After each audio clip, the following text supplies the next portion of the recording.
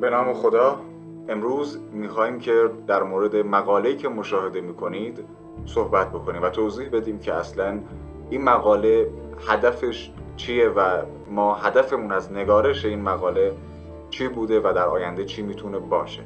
مقاله با عنوان رمزگشایی یک ایده نوآورانه. ما انسان‌ها کنار هم شروع به مکالمه میکنیم. برای برقراری یک ارتباط از زبانمون میتونیم استفاده بکنیم.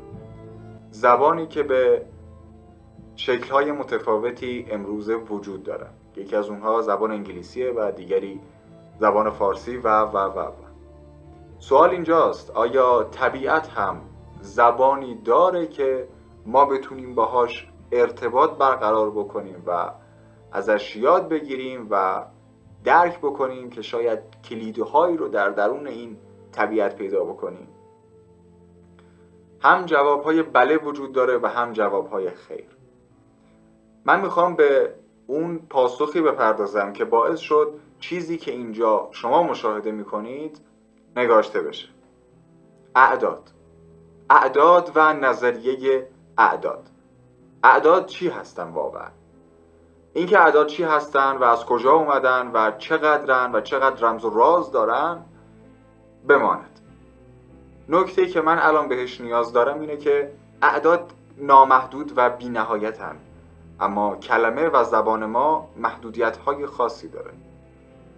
اما آیا میتونیم زبان طبیعت رو اعداد فرض بکنیم، زبان ریاضیات رو اعداد فرض بکنیم و رابطه میان اینها پیدا بکنیم که در نهایت بتونیم درکی از مفهوم این اعداد پیدا بکنیم؟ ببینید، من منظورم از مفهوم این نیستش که این عدد یا این بازه اعداد چه فرمول خاص ریاضیاتی یا چه فرمول به اصطلاح نوآورانه رو داره ارائه میده. من بحثم سر زبان هاست.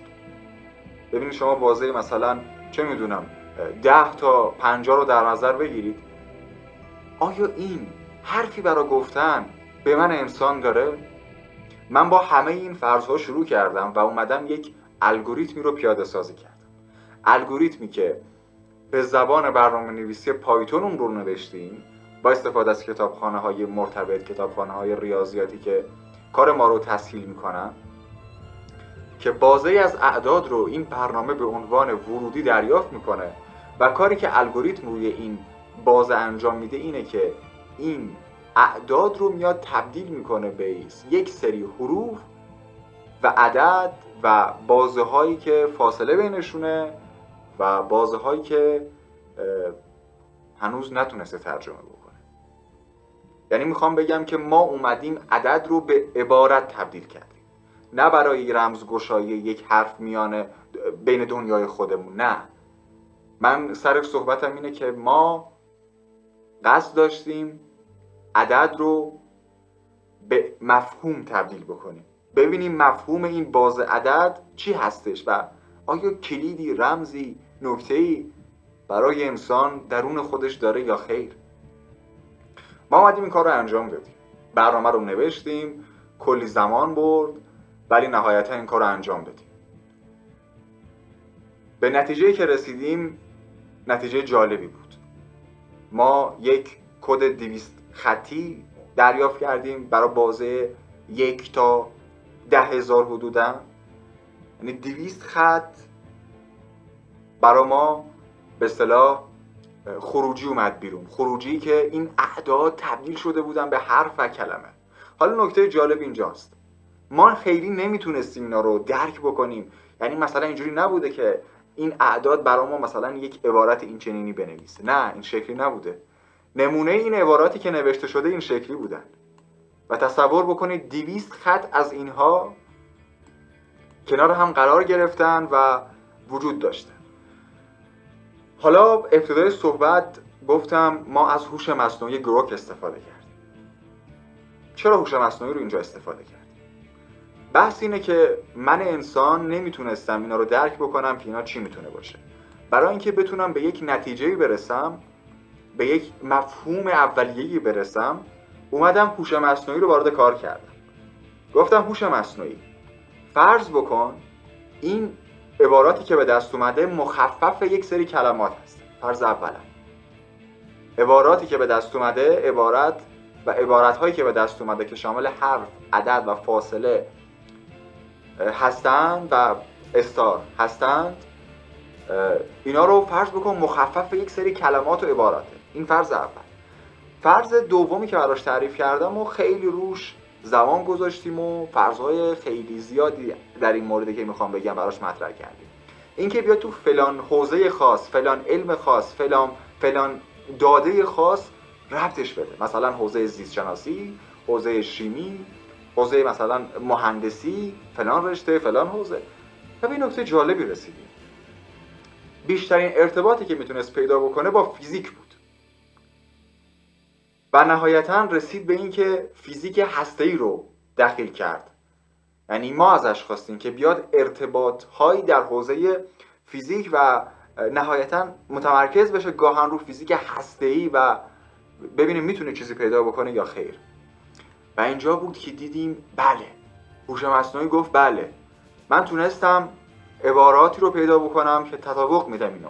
حالا با دقت 70% از قول خودش اومده یک سامانه انرژی پیدا کرده که تو بخش دوم اومده اینا رو تحلیل کرده، توضیح داده که این به چه شکله، چرا به این نتیجه رسیده، همه رو توضیح داده. ببینید کد ما شامل 200 خط از اینا بوده. یعنی شما 200 خط در نظر بگیر از اینا بوده که هوش مصنوعی اومده الان تو این مقاله بخش کوچکی از اون رو اشاره کرده که اینا بوده و به این نتیجه رسیده، به این دلیل و نهایتا یک چیزی رو به ما ارائه داده که گفته این میتونه این باشه.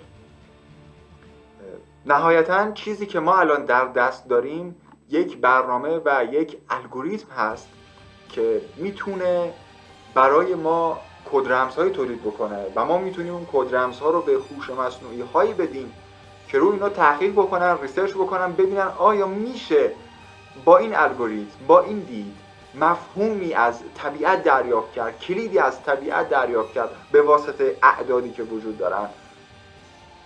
آیا میشه این کارو کرد؟ و الان این ابتدای راه هست و مسیر بسیار زیادی مونده. ما تا همینجاش هم با فرض اومدیم جلو و با فرض پیش خواهیم رفت.